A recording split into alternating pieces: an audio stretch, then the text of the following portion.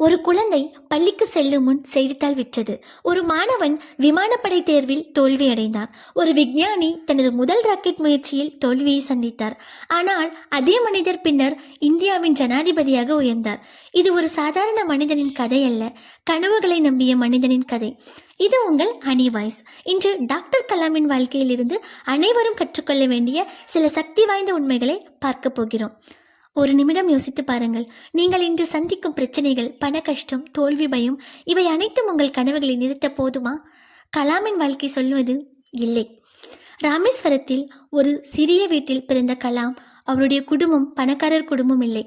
ஆனால் அவர் ஏழ்மை மீது கவனம் செலுத்தவில்லை. அவர் தனது எதிர்காலத்தின் மீது கவனம் செலுத்தினார். சிலர் வாய்ப்புகளை தேடுகிறார்கள், சிலர் வாய்ப்புகளை உருவாக்குகிறார்கள்.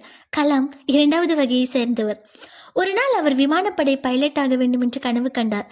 தேர்வில் பங்கேற்றார், ஆனால் தோல்வியடைந்தார். அவருடைய கனவு உடைந்தது.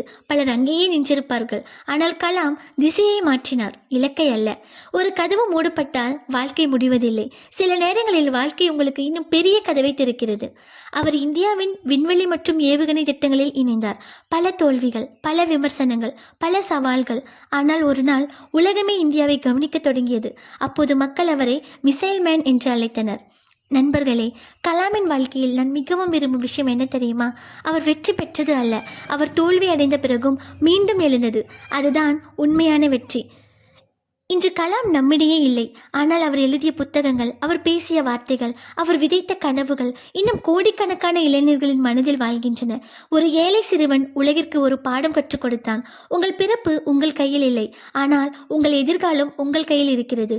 கனவு காணுங்கள், கற்றுக்கொள்ளுங்கள், விடாமுயற்சியுடன் உழையுங்கள். ஒரு நாள் உலகம் உங்கள் கதையை பேசும். இது உங்கள் ஹனி வாய்ஸ். மீண்டும் ஒரு ஊக்கமளிக்கும் கதையுடன் சந்திப்போம். Bye bye.